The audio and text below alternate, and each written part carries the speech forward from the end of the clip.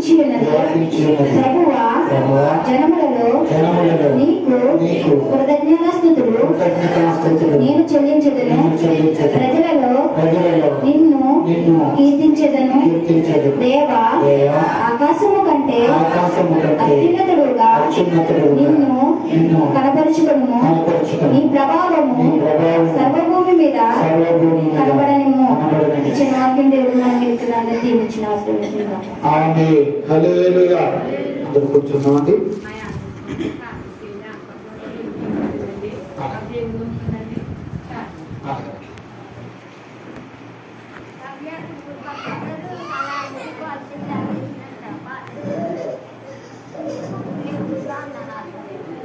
దేవునికి స్తోత్రం.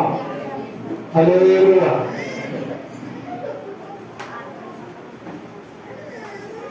దేవుని పరిశుద్ధ నామానికి మహిమ కలుగును గాక. మన ప్రభువును రక్షకుడైన యేసయ్య ఘనమైన, శ్రేష్టమైన, అత్యున్నతమైన కృప కలిగిన నామమునకు మహిమ కలుగును గాక. చేరువచ్చిన దేవుని బిడ్డలైన మీ అందరికీ నా హృదయపూర్వకమైనటువంటి వందనాలు తెలియజేస్తూ ఉన్నాను. ఈ ఉదయాన్నే ఈ ప్రశస్తమైన సమయంలో ప్రభు వారిని స్తుతించుకుని కనపరుచుకునే ధన్యత యేసయ్య మనకిచ్చాడు. మరి ఈ సమయంలో దేవుని పరిశుద్ధ లేఖనాల్లో నుండి కొన్ని మాటలు, వాక్యానుసారమైన దేవుని మాటల్ని మనం నేర్చుకుంటూ దేవునిలో మనందరం బలపరచబడి దేవుని కృపతో నింపబడి ముందుకు సాగడానికి మనము ప్రయత్నించాలి. 57వ కీర్తనలో నుండి దేవుడు మనతో మాట్లాడుతున్న మాటలు, గత ఒక్కొక్క వారం ఒక్కొక్క వాక్యాల నుండి దేవుడు మనతో మాట్లాడుతూ మనల్ని ఎంతగానో దేవుడు బలపరుస్తూ, ఎంతగానో దేవుడు మనల్ని ఆదరిస్తూ ధైర్యపరుస్తూ ఉన్నాడు. ఒక్కొక్క మాట దేవుడు మన జీవితాల్లో గొప్ప ఆశీర్వాదాన్ని దేవుడు తీసుకొచ్చి మనల్ని బలపరుస్తూ నడిపిస్తూ ఉన్నాడు. నేను దేవుని మీద నమ్మకం ఉంచుకున్నాను, నేను భయపడను అని గత వారంలో ప్రభు మాట్లాడారు. ఈ వారంలో 57వ కీర్తనలో నుండి కొన్ని విషయాల్ని నేను మీ ఎదురు పెడతాను. దేవుని వాక్యంలో మొదటిగా మనం చూస్తున్నప్పుడు మొదటి వచనం ఒకసారి మనం చదువుకున్నాం. నన్ను కరుణించుము దేవా, నన్ను కరుణింపుము. నేను నీ శరణ చూచి ఉన్నాను. ఈ ఆపదలు తొలగిపోయే వరకు నీ రెక్కల నీడను శరణ చూచి ఉన్నాను. దేవునికి స్తోత్రం. ఈ కీర్తనకారుడైన దావీదు గారు ఒక గుహలో దాగునప్పుడు సౌలు దగ్గర నుంచి పారిపోతా ఉన్నాడు. అతను ఎలా తప్పించబడాలో ఎన్నిసార్లు పరిగెత్తుతున్నా సౌలు అనబడుతున్నటువంటి రాజు అతను తరుగుతూ ఉన్నాడు. ఎక్కడికి వెళ్ళినా అతనికి ఆ కష్టం బాధ తప్పట్లేదు. ఇంక అనుకున్నాడు, ఇంకెలా కాదు, నేను ఎక్కడ దాక్కున్నా శత్రువు నన్ను వెతికి వెతికి వెతికి నా దగ్గరికి వచ్చేస్తున్నాడు.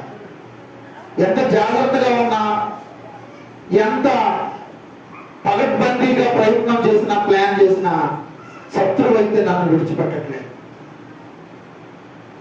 అని ఆలోచించి అతను దేవుడి దగ్గర ప్రార్థన చేస్తూ అంటున్నాడు, నన్ను కరుణించుము దేవా, నన్ను కరుణింపుము.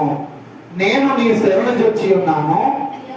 ఈ ఆపదలు తొలగిపోవు వరకు నీ రెక్కల నీడను శరణ జొచ్చి ఉన్నాను. హల్లెలూయా.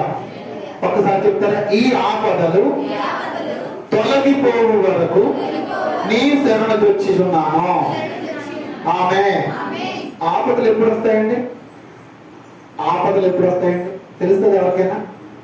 యాక్సిడెంట్ ఎప్పుడైతే ఎవరికైనా తెలుస్తుందా? శోధన ఎప్పుడు వస్తుంది ఎవరికైనా తెలుస్తుందా? తెలియదు కదా. అందుకే ఈయన కూడా అంటున్నాడు, ఈ ఆపదలు తొలగిపోయే వరకు నీ రెక్కల చాటు నేను దాక్కుంటాను, శరణ తెచ్చుకుంటాను. అంటే దేవుని ఉద్దేశాన్ని మనం ఆలోచన చేస్తుంటే ఆ భక్తుడు దేవుడి దగ్గర ప్రార్థన చేస్తున్నాడు, ఇంకెక్కడికి వెళ్ళి దాక్కున్నా నాకు సేఫ్టీ లేదు, నాకు సురక్షితమైన అవకాశము లేదు, నేను ఎక్కడికి వెళ్ళినా ఉపయోగం నాకు లేదు. ఎక్కడికి వెళ్ళినా శత్రువు వచ్చేస్తున్నాడు. ఏ గుహలో దాక్కున్నా, ఏ ఇంట్లో దాక్కున్నా, ఏ ఊరు వెళ్ళిపోయినా, ఏ కొండ గుహల్లోకి వెళ్ళిపోయినా అక్కడికి సమాచారం తెలిసిపోతుంది, శత్రువుకి వెళ్ళిపోతున్నాడు.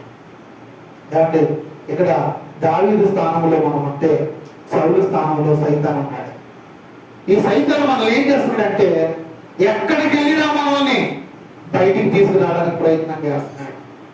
మనలో మన జీవితాన్ని పాడు చేయడానికి, లేదా మన కుటుంబాన్ని ఇబ్బందులు పాడు చేయడానికి శత్రువు ప్రతి క్షణము ఎదురు చూస్తూ ఉన్నాడు.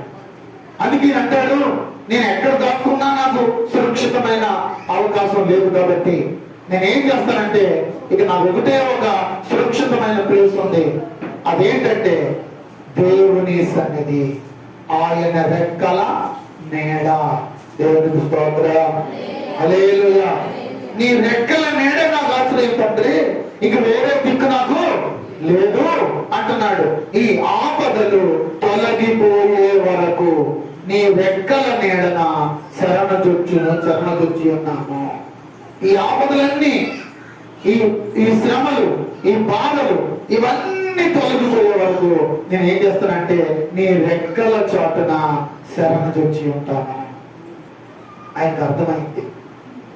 ఏమర్థమైందంటే ఆపదలు అనేవి మనకు తెలిసి రావు కాబట్టి, శ్రమలు శోధనలు అనేవి మనకు తెలిసి రావు కాబట్టి, ఈ ఆపదలు, ఈ కష్టాలు, ఈ బాధలు తొలగిపోయే వరకు నీ రెక్కల నీడలో ఉంటాను ఆయన అని ప్రార్థన చేస్తా ఉన్నాను. అవును, మన జీవితంలో కూడా చాలా శ్రమలు, శోధనలు, శరీరమైన సంబంధమైన బలహీనతలు, ఆధ్యాత్మికమైన సమస్యలు, కుటుంబపరమైన ఇబ్బందులు, ఆర్థికపరమైన ఆ భయంకరమైనటువంటి పరిస్థితులు మనం ఎదుర్కొంటా ఉన్నాం. అయితే ప్రియ దేవుని బిడ్డలారా, ఇలాంటి పరిస్థితుల్లో మనం దేవుని సన్నిధిలో చేయాల్సిన పని ఏంటంటే ఆయన రెక్కల నీడకి మనం వెళ్ళిపోవాలి. ఏం చేయాలండి?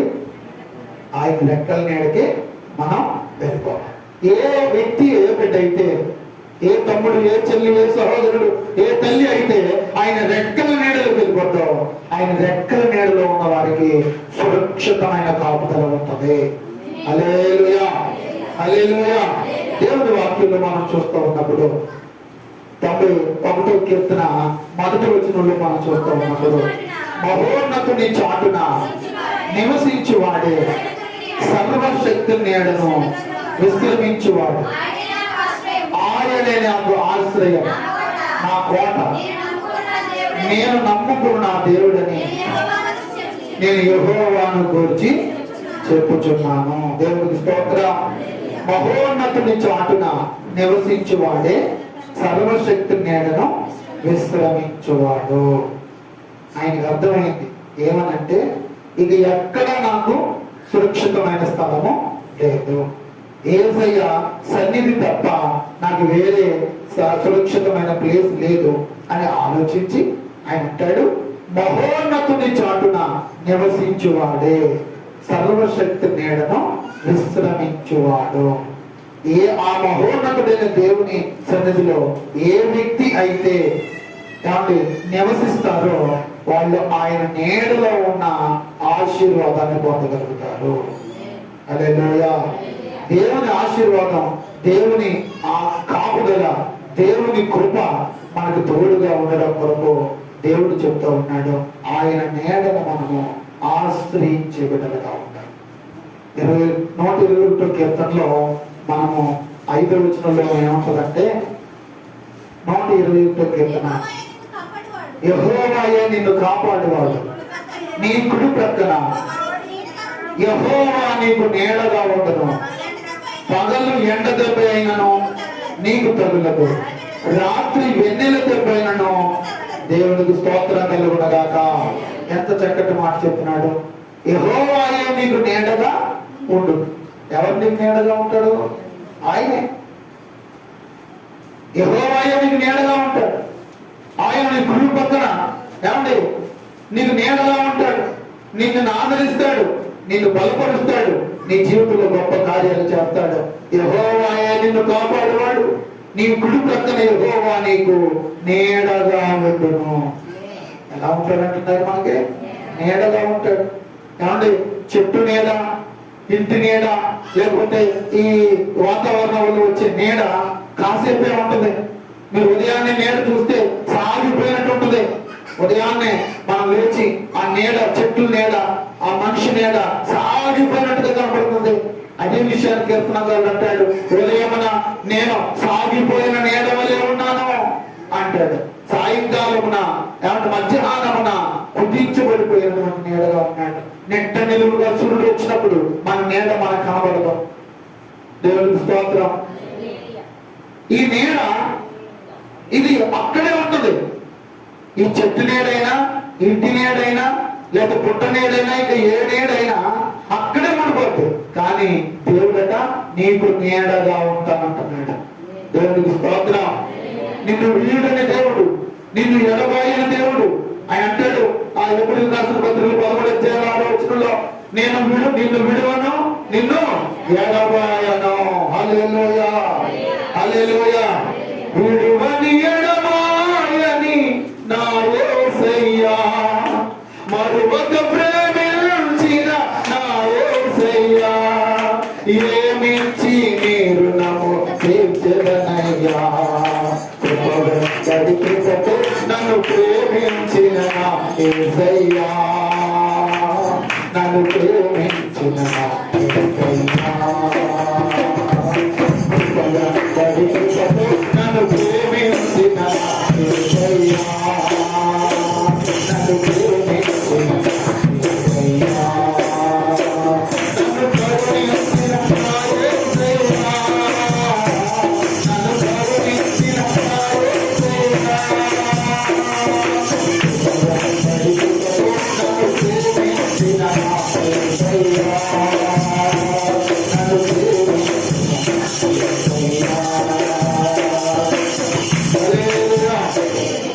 దేవుడు మనల్ని విడువక ఎడబాయక ఎంత అద్భుతంగా మనం దేవుడు తన కృప చేత నిలబెడుతున్నాడు అనే విషయాన్ని మన వాక్యం ద్వారా నేర్చుకుంటూ ఉన్నాం. ఆయనే మనకు నీడగా ఉంటామంటున్నాడు.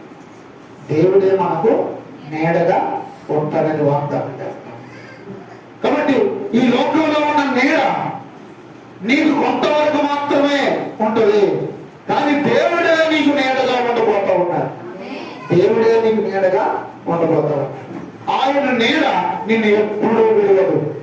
నీడ వల్ల నిన్ను వెంటాడుతున్నాడు, నిన్ను ఆదరిస్తున్నాడు, నిన్ను బలపరుస్తున్నాడు. ఆయన అంటున్నట్టుగా వాక్యం చెప్తున్నట్లుగా, ఇదిగో ఈ ఆపదలు తొలగిపోయే వరకు నీ రెక్కల చాటున, నీ రెక్కల నీడన నన్ను శరణ తెచ్చనివ్వండి ప్రభువా. నేను నీ శరణ తెచ్చుతాను ప్రభువా, నీ పాదాలు పట్టుకుంటానయ్యా అని భక్తుడు ప్రార్థన చేస్తా ఉన్నాడు. ఏమైనా దేవుని బిడ్డలారా, అంటే ఆపద, శ్రమ, శోధన, కష్టం ఎప్పుడు వస్తుందో మనకు తెలియదు. కాబట్టి మనము నిత్యము ఆయన రెక్కల నీడలో దాక్కునే బిడ్డలుగా మనం ఉండాలి. ఆయన రెక్కల నీడలో దాక్కోవాలి. ఎక్కడ దాక్కున్న ఉపయోగమో లేదు. సాతాను వచ్చి తీసుకెళ్ళిపోతాడు, శత్రువు వచ్చి తీసుకెళ్ళిపోతాడు, నిన్ను బంధించేస్తాడు. ఆ శత్రువు చేతులు నువ్వు పడకుండా, ఆ సాతాను యొక్క బంధకాలను పడకుండా ఉండాలంటే మనము ఆయన రెక్కల చాటుకు వెళ్ళిపోవాలి. మీ అందరికీ తెలిసిన విషయమే. కోడి తన పిల్లల్ని అది అలా తీసుకెళ్తూ ఉన్నప్పుడు పైన కాకి వచ్చినప్పుడు, లేదా గ్రద్ద వచ్చినప్పుడు, లేదా రాబోత వచ్చినప్పుడు ఆ తల్లి ఒక్కసారి గట్టిగా అరుస్తుందండి. అరవగానే ఆ పిల్లలు గబగబా ఆ రెక్కల నీడకు వచ్చేస్తాయి. ఆ కోడి యొక్క రెక్కల నీడలకు వచ్చేస్తాయి. ఈ రోజున దేవుడు నీతో నాతో చెప్తున్నాడు. ఆయనని పిలుస్తున్నాడు. ఆయన నీకు హెచ్చరిక జారీ చేస్తున్నాడు. ఒక హెచ్చరిక ఇస్తున్నాడు. నా కుమార్తె, నా కుమారుడా, ప్రమాదం మంచిగా ఉంది, రా నా రెక్కల నీడలోకి అని పిలుస్తున్నాడు. ఆయన రెక్కల నీడలోకి పిలిచినప్పుడు వెంటనే ఆయన రెక్కల నీడలోకి వెళ్ళామనుకో నీకు క్షేమం ఉంటుంది. సామెతల గ్రంథం 18వ అధ్యాయం 10వ వచనం మనం చదువుతున్నప్పుడు, సామెతల గ్రంథము 18వ అధ్యాయము 10వ వచనం, యెహోవా నామము బలమైన దుర్గము, నీతిమంతుడు అందులోనికి పరిగెత్తుకుని సురక్షితముగా ఉండును. దేవునికి స్తోత్రం. హల్లెలూయా. దేవుడు చెప్తున్నాడు, ఇదిగో యెహోవా నామము బలమైన దుర్గము. యెహోవా నామము బలమైన దుర్గం. నీతిమంతుడు అందులోకి పరిగెత్తి సురక్షితంగా ఉంటాడు. దేవుని బిడ్డలారా, ఆయన రెక్కల నీడలోకి మనం వెళ్ళిపోతే సురక్షితంగా ఉంటాం, క్షేమంగా ఉంటాం, సేఫ్టీగా ఉంటాం. మన జీవితం క్షేమంగా, సురక్షితంగా, సుఖవంతంగా, ఆనందకరంగా నడిపించబడాలి అంటే ఆయన రెక్కల చాటుకు మనము వెళ్ళిపోవాలి. మీరు బస్సు ఎక్కినప్పుడు ఆ బస్సులో ఒక మాట ఉంటుంది, ఆర్టీసీ ప్రయాణం సుఖవంతం సురక్షితం అని. అది నిజమవుతుందో తెలియదు, కానీ దేవుని నీడలోకి వచ్చేస్తే మనం సుఖవంతంగా ఉంటాం, సురక్షితంగా ఉంటాం. హల్లెలూయా. సురక్షితంగా ఉంటాడట. నీతిమంతుడు అందులోకి పరిగెత్తుకుని వచ్చి ఆ నీడలోకి వచ్చి క్షేమంగా సురక్షితంగా ఉంటాడు. దేవుని బిడ్డలారా, మనము ఎక్కడెక్కడో తిరుగుతున్నాం, ఏయో పట్లు పడుతున్నాం, రకరకాల సమస్యలు శోధంలో మునిగిపోయి ఉన్నాం. ఎక్కడికి వెళ్ళినా నీకు నెమ్మది దొరకదు, ఎక్కడికి వెళ్ళినా నీకు సమాధానం దొరకదు. యేసయ్య సన్నిధిలోకి వస్తే ఆయన నీకు నెమ్మదిని ఇవ్వబోతా ఉన్నాడు, నీకు సమాధానం ఇవ్వబోతా ఉన్నాడు, నీకు సురక్షితమాన్ని దేవుడు కలిగి చేయబోతా ఉన్నాడు. హల్లెలూయా, హల్లెలూయా. మనం చక్కగా దేవుని ఆరాధన చేసుకున్నాం.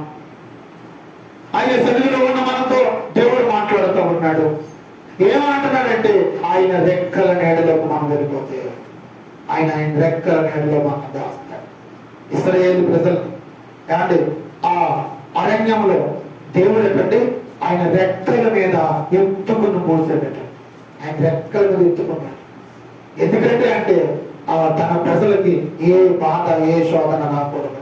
బహున్నతుడైన దేవుని చాటున నివసిస్తున్న మనల్ని సురక్షితమైన ఆయన ఆశీర్వాదాలతో దేవుడు మనం నింపబోతా ఉన్నాడు. హల్లెలూయా, హల్లెలూయా. రూతు గ్రంథం 2వ అధ్యాయం దేవుని పరిశుద్ధ లేఖనాల్లో మనందరికీ తెలిసిన మాట చదువుకుని మనం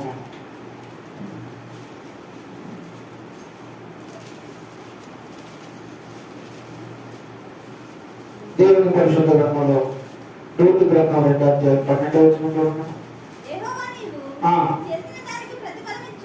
చేసిన దానికి ప్రతిఫలమిచ్చును ఇశ్రాయేలు దేవుడైన యెహోవా రెక్కల క్రింద సురక్షితముగా ఉండుటకు నీవు వచ్చితివి. హల్లెలూయా. ఇక్కడ రూతు అనేటువంటి తల్లి కనబడతారు, సహోదరి.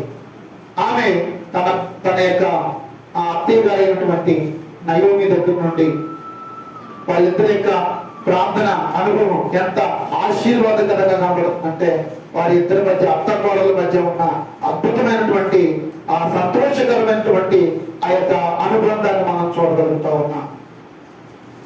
ఆ అత్తగారు ఆకలితో ఉండడం చూడలేక కోడలైనటువంటి రూతు గారు ఏం చేస్తారంటే బోయాజు అనబడుతున్నటువంటి ఒక రాజు ఉన్నాడు అక్కడ. ఆ రాజు గారి పొలంలో ఏమన్నా పరగేరుకోవడానికి వెళ్ళిందండి.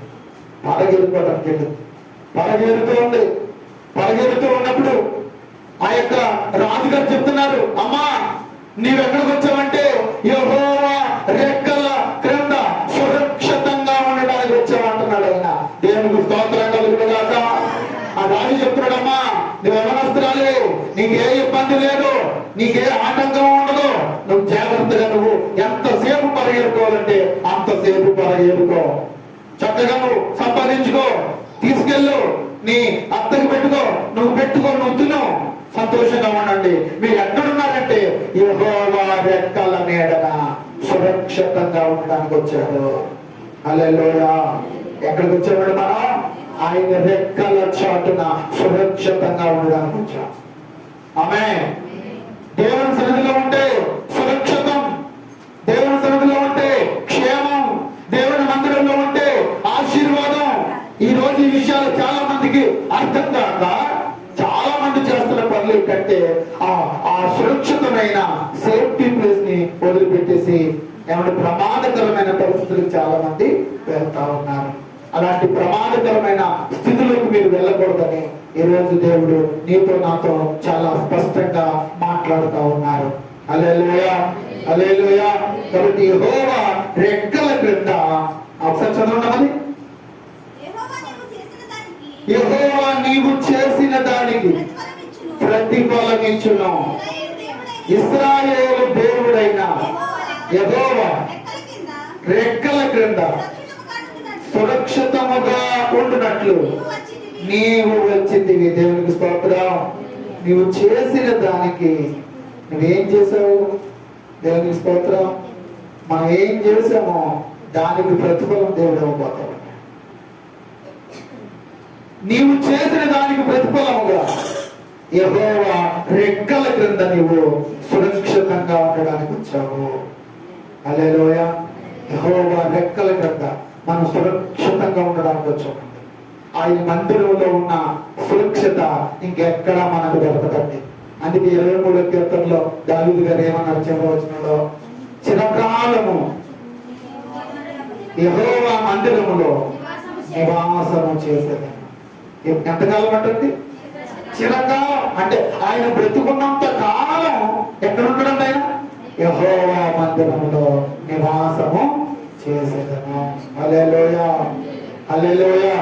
కాబట్టి ప్రియమైన దేవుని బిడ్డలారా, దేవుడు మనతో చెప్తున్న మాటని మనం ప్రార్థనా పూర్వకంగా అర్థం చేసుకోవాలి. ఈ 57వ కీర్తన మనకు చెప్తున్న సత్యం ఏంటంటే, నీవు శత్రువు నుంచి దూరం అవ్వాలని ఎంత దూరం వెళ్ళి కాకుండా ఉపయోగము లేదు. శత్రువు ఎక్కడికి వెళ్ళినా వచ్చేస్తాడు. మీరు కీర్తన గ్రంథంలో చదివితే ఆయన అంటాడు, నేను పాతాళంలోకి వెళ్ళినా అక్కడనే ఉన్నా. ఏమంటే సముద్రపు అలాగ జలముల్లోకి వెళ్ళిపోయినా అక్కడనే ఉన్నా. ఆకాశానికి రెక్కలు కట్టుకుని ఆకాశం పైకి వెళ్ళిపోయినా అక్కడ నీవు ఉన్నా. ఎక్కడున్నా దేవుడు ఉన్నా. హల్లెలూయా.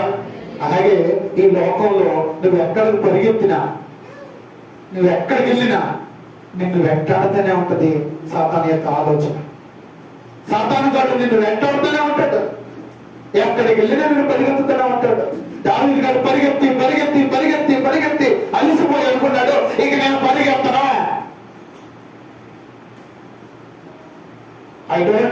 నేను పరిగెత్తను. నేను పరిగెత్తి పరిగెత్తి అలిసిపోయాను. ఈ పరిగెత్తడం వల్ల నాకు ఏ ఉపయోగం లేదు. నా ఆరోగ్యం పాడైపోయింది.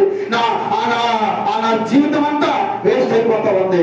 ఇక నేను పరిగెత్తను అని యేసయ్య పాదాల దగ్గరికి వచ్చేసి యేసయ్య పాదాలు పట్టుకుని యేసయ్య అన్నాడు, యేసయ్య ఈ ఆపదలు తొలగిపోయే వరకు నీ రెక్కల చాటు నన్ను నేను శరణు తెచ్చుతాను ప్రభా అని ప్రార్థన చేస్తున్నాను. హల్లెలూయా. నీవు కూడా అప్పుల కోసమని, ఇబ్బందుల కోసమని, ఈ ఇల్లు బాగలేదు, ఈ ఊరు బాగలేదు, ఆ స్థితి బాగలేదు, అది బాగలేదు, ఇది బాగలేదు అని నువ్వు పరిగెత్తుతూ పరిగెత్తుతూ అలసిపోతూ ఉన్నావేమో. ఎన్ని చోట్లకు పరిగెత్తినా ఉపయోగమేమీ లేదు. నువ్వు పరిగెత్తవలసింది ఎక్కడికో తెలుసా? దేవుని మందిరంలోనికి. హల్లెలూయా. మనం చదువుకున్నాం సామెతల గ్రంథం 18వ అధ్యాయం మనము 10వ వచనం చదువుకున్నాం కదా. అందులో ప్రభు ఏమన్నాడు చూడండి, యెహోవా నాకు బలమైన దుర్గము, నీతిమంతుడు అందులోనికి పరిగెత్తి సురక్షితముగా ఉంటుంది. దేవుని స్తోత్రం. నువ్వు దేవుని బిడ్డగా పరిగెత్తి ఆయన సన్నిధిలోకి నువ్వు పరిగెత్తితే నువ్వు ఎలా ఉంటావో తెలుసా? సురక్షితంగా ఉంటావు. హల్లెలూయా. నువ్వు అక్కడెక్కడికి పరిగెత్తితే నీకు ఉన్న ఆరోగ్యం పాడైపోద్ది. ఏమంటే నీకున్న ఆర్థిక పరిస్థితులు ఎక్కువైపోతాయి. నీ సమస్య ఎక్కువైపోతుంది, నీ శోధన ఎక్కువైపోతే నువ్వు అంతకంతకి నువ్వు దిగజారే స్థితికి వెళ్ళిపోతావు. కాబట్టి పరిగెత్తడం ఆపి దేవుని సన్నిధిలో నిలబడి ప్రార్థన చేయటం మనము నేర్చుకోవాలి. హల్లెలూయా, హల్లెలూయా, హల్లెలూయా. చూడండి దేవుని వాక్యంలో కీర్తనల గ్రంథం 4వ కీర్తన 8వ వచనం చదువుకుందాం. కీర్తనల గ్రంథము, యెహోవా నెమ్మదితో పండుకుని నిద్రపోవదును, నేను ఒంటరిగా ఉండినను నీవే నన్ను సురక్షితముగా. హల్లెలూయా. ఎంత అద్భుతమైన మాట మాట్లాడుతున్నాడండి. ఈ మాట కొంచెం మనసు పెట్టుకోనండి. యెహోవా నెమ్మదితో పండుకుని నిద్రపోవదును. ఈ రోజున చాలా మంది నిద్రపోతున్నారు కానీ నెమ్మది లేదు. రకరకాల సమస్యలతో, రకరకాల ఆవేదనలతో, రకరకాల బలహీనతలతో ఆ మంచం మీదకి వెళ్ళి ఆమె నిద్రపోతా ఉన్నారు. కొంతమందికి రాత్రి నిద్ర పట్టక రాత్రి అంతా అలా పొడుకలు వేసుకుని నిద్ర రాక, ఎంత ప్రయత్నించినా నిద్ర పట్టక, నిద్ర రాక, కలవరాలతో, గలిబిలితో ఎంతో మంది నా ప్రియ దేవుని బిడ్డలారా కలవరాలతోనే ఉంటూ ఉన్నారు. అని అడుగుతుంటే అమ్మ అలాగున్నా అంటే రాత్రి అసలు నిద్ర పట్టలేదండి, రాత్రి అసలు నిద్ర రాలేదండి. ఏ అమ్మ అంటే నీ లోపల ఉన్న కలవరం నీకు నెమ్మది లేకుండా చేసేస్తుంది. పరిగెత్తుతున్నావు, తిరిగేస్తూ ఉంటది.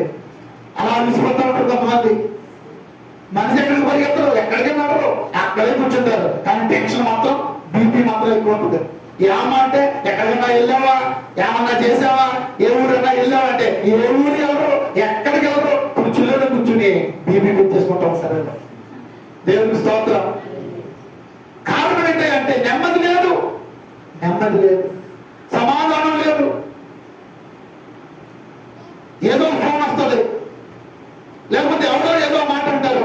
ఈ మాటను పట్టుకుని వీళ్ళు ఏమంటే చింతపడిపోతూ ఉంటారు, వేదన పడిపోతూ ఉంటారు, కలవర పడిపోతూ ఉంటారు. దానివల్ల ఏ ఉపయోగము లేదు. ఇక్కడ అంటాడు, యెహోవా నెమ్మదితో పట్టుకుని నిద్రపోతును. ఈయన అంటాడు దేవుడు, దేవా నేను నెమ్మదితో పడుకుంటాను, నెమ్మదితో పడుకుంటాను, నిద్రపోతాను. అంటే మంచం మీదకి వెళ్ళేటప్పుడు, నిద్రకి వెళ్ళేటప్పుడు అంటే మనం ఏ టెన్షన్ లేకుండా ప్రశాంతంగా నిద్రపోవాలండి.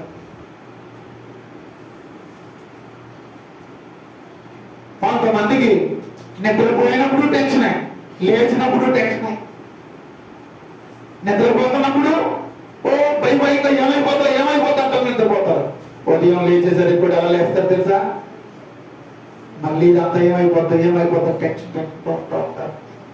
నెమ్మదితో పట్టుకుని నిద్రపోవద్దును అంటున్నాడు. ఏమండి, ఈ రోజున మీ అందరితో చెప్తున్న మాట, ప్రశాంతంగా మనం నిద్రపోతున్నామా? ప్రశాంతంగా తిరిగి లేవగలుగుతున్నామా? మన మనసు మన హృదయం, మన ఆలోచన ప్రశాంతంగా ఉంటుందా? అయితే దేవుడి సన్నిధిలోకి రండి. ఆయన అంటాడు, నేను ఒంటరిగా ఉండినను నీవే నన్ను సురక్షితంగా. హల్లెలూయా. నేను ఒంటరి దాన్నని, నేను ఒంటరి వాడినని, నాకెవరు సపోర్ట్ లేరని, నాకు మాట్లాడేవాళ్ళు లేరని నువ్వు కృంగిపోయి కంగారు పడి భయపడవలసిన పనేమీ లేదు. నువ్వు ఒంటరిగా ఉన్నా దేవుడు నిన్ను సురక్షితంగా ఉంచుకుంటూ ఉన్నాడు. హల్లెలూయా. సురక్షితమైన కాపుదల దేవుడు నీ జీవితంలో కలుగు చేయబోతున్నాడు. దేవుడు, నేను ఒంటరిగా ఉన్నాను, నాకు ఎవరు లేరు అని భయపడద్దు, బాధపడద్దు.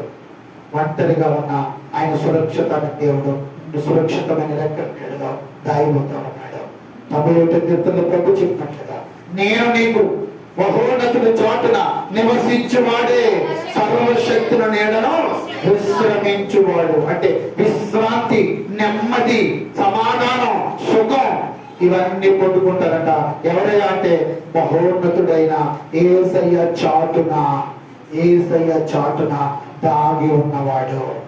నువ్వు దేవుని చాటులోకి వెళ్ళిపోవాలి, ఆయన రెక్కల చాటుకు వెళ్ళిపోవాలి. ఆయన రెక్కల నీడలోకి నీవు వెళ్ళిపోతే నీ జీవితం సురక్షితంగా, సుఖవంతంగా, ఆనందకరంగా ఉంటుంది. ఈయనంటాడు, నీవే నన్ను సురక్షితంగా నివసింపజేస్తావు. ఆ రాజుగారు ఋతు గారితో అంటారు, అమ్మా యెహోవా రెక్కల కింద సురక్షితంగా ఉండడానికి వచ్చావు. ఆమె ఎక్కడికి వచ్చావు? నువ్వు యెహోవా రెక్కల క్రిందకు వచ్చేస్తావు. ఇక్కడ ఉన్న మన అందరం ఆయన రెక్కల క్రిందకు వచ్చామా? ఆయన రెక్కల చాటున ఉండగలుగుతున్నామా? ఆయన రెక్కల చాటున ఉండకుండా ఏమంటే ప్రక్కకి వెళ్ళిపోతా ఉన్నామా? జాగ్రత్త, సాతాను అనబడుతున్నటువంటి గ్రంథ నిన్ను ఎత్తుకెళ్ళిపోతాడు. ఆయన రెక్కల లోటు వచ్చేస్తే నువ్వు క్షేమంగా ఉండగలుగుతావు. హల్లెలూయా. ఈ రోజున చాలా మంది ఆయన రెక్కల నీడలో ఉండట్లేదు, ఆయన రెక్కల చోటను దానట్లేదు, బయటకు వచ్చేస్తూ ఉన్నారు. కొన్ని ఆ రెక్కల చాటున ఉండాల్సినటువంటి మనము, రెక్కల చాటున ఉండాల్సిన మనం నేను ఉండను అని చెప్పి బయటకు వచ్చేస్తూ ఉన్నాం. అందుకే సాతాను మనల్ని పట్టుకుంటున్నాడు. అందుకే సాతాను మనకి నెమ్మది లేకుండా చేస్తున్నాడు. సురక్షితంగా మనం నెమ్మదిగా పడుకోలేకపోతున్నాం, నెమ్మదిగా సమాధానంగా నిద్రపోలేకపోతున్నాం. నిద్ర పడట్లేదు మనకి. కారణం ఏంటంటే మనము ఆయన రెక్కల చాటున ఉండట్లేదు. మనం మన ఇష్ట ప్రకారం మనం చేయాలని ఆలోచన చేస్తున్నాం. ఇప్పుడు నీ హృదయంలో ఉన్న ఆ చెడ్డ తలంపు దేవుడి సన్నిధిలో తీసివేసుకోవాలి. 57వ కీర్తన 8వ వచనం చదవండి. 7వ వచనం, నా హృదయము నిబ్బరముగా ఉన్నది దేవా, నా హృదయము. హల్లెలూయా. ఈయనంటాడు మళ్ళా, దేవా నా హృదయము నిబ్బరముగా ఉన్నది. ఆమె చెప్పండి. మన హృదయం ఎలా ఉండాలంటే నిబ్బరంగా, అంటే నిటారుగా ఉండాలి, స్థిరంగా ఉండాలని అర్థం. స్థిరంగా ఉండాలి. మై హార్ట్ ఈస్ ఫిక్స్డ్ అని రాయబడింది ఇంగ్లీష్ లో. నా హృదయం ఫిక్స్ అయిపోయింది, నేను ఫిక్స్ అయ్యాను, నేను నిబ్బరంగా ఉన్నాను, నా హృదయం నిబ్బరంగా ఉంది అంటున్నాడు. మన హృదయం నిబ్బరంగా ఉందా? అటు ఇటు వెళ్తా ఉందా? అది ఇది ఆలోచన చేస్తా ఉందా? ఏం చేయాలో తెలియక, అటు వెళ్ళాలో తెలియక, ఇటు వెళ్ళాలో తెలియక, ఏమండి నిబ్బరం లేని సంచలమైన హృదయం కానీ హృదయం ఉందా? ఇప్పుడు దేవుడి దగ్గర ఒక తీర్మానం చేసుకుని, దేవా నీ రెక్కల చాటున నేను దాగుతానయ్యా, ఎక్కడికి పరిగెత్తికి వెళ్ళినా నాకు సంతోషమో సమాధానమో లేదు నాయన అని ఒక తీర్మానం చేసుకుని ఒక చిన్న ప్రార్థన చేసుకోగలిగితే నీ రెక్కల చాటున దేవుడు నిన్ను దాయిపోతా ఉన్నాడు. నీ హృదయంలో ఉన్న కలవరాలన్నీ తొలగించి నిన్ను నిబ్బరముగా దేవుడు ఉంచబోతా ఉన్నాడు. హల్లెలూయా, హల్లెలూయా.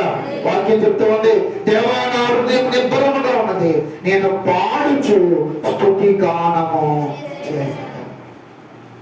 నా హృదయం నిబ్బరంగా ఉంది, నా హృదయం స్టాండర్డ్ గా ఉంది, నా మనసు స్టాండర్డ్ గా ఉంది, నా మనసు అటు ఇటు తిరగట్లేదు, కలవరం చెందట్లేదు, నా హృదయం స్థిరంగా ఉంది. నీ హృదయం స్థిరంగా ఉందా? దావీదు భక్తుడు మనల్ని ప్రశ్నిస్తా ఉన్నాడు, దేవునితో మాట్లాడుతూ ఉన్నాడు. నా హృదయం స్థిరంగా ఉన్నది ఆయన, నా హృదయం నిబ్బరంగా ఉన్నది ఆయన అంటున్నాడు. నీ హృదయం నిబ్బరంగా ఉందా? వచ్చావు గాని నీ ఆలోచన అంతా ఎలా ఉంది? వచ్చావు కానీ నీ తలంపంతా ఎలా ఉంది? చేస్తున్నావు కానీ నీ ఆలోచన అంతా ఎలా ఉంది? ఒక్కసారి నీ హృదయాన్ని స్థిరపరుచుకో, నిబ్బరం చేసుకో. నేను దేవుని మందిరంలో ఉన్నాను, నేను దేవునితో ఉన్నాను, స్థిరంగా నా మనసు ఉంచొద్దయ్యా అని మనం ప్రార్థన చేసుకోవచ్చు. ప్రార్థన చేస్తున్నాం కానీ టెన్షన్ ఉంది, కలవరం ఉంది. ప్రార్థనకు వచ్చాం, ఆరాధనకు వచ్చాం కానీ కలవరం మనలో ఉంది, కన్నీళ్లు మనలో ఉన్నాయి. దేవుడి దగ్గర, దేవా నాలో ఉన్న ఈ కలవరాన్ని పరిచయం, నా మనసు నిబ్బరంగా ఉంచడం ఆయన నేను ఈరోజు ప్రార్థన చేయవలసిన. ఆయన శరీరంలో, ఆయన రక్తంలో చేతులు వేయడానికి సిద్ధపడుతున్నాను. నన్ను దేవుడు మాట్లాడుతున్నాడు. నేను హృదయం స్థిరంగా ఉంటాను, అప్పుడు సురక్షితంగా ఉండగలుగుతాను. ఆయన రెక్కల చాటున సురక్షితమైన కాపుదల దేవుడు నీకు ఇవ్వబోతా ఉన్నాడు.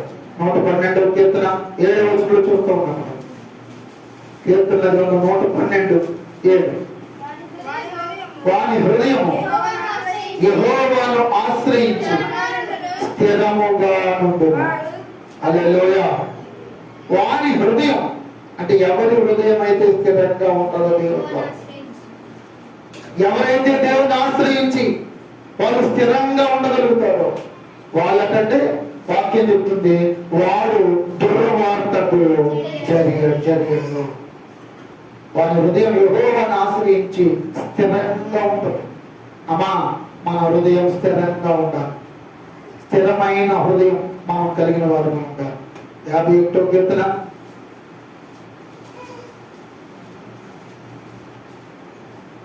కీర్తనల గ్రంథం 51వ కీర్తన 11వ వచనం.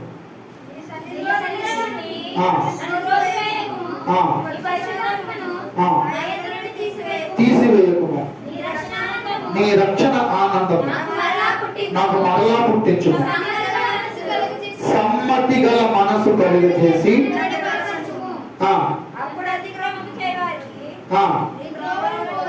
చాలండి, దేవునికి స్తోత్రం.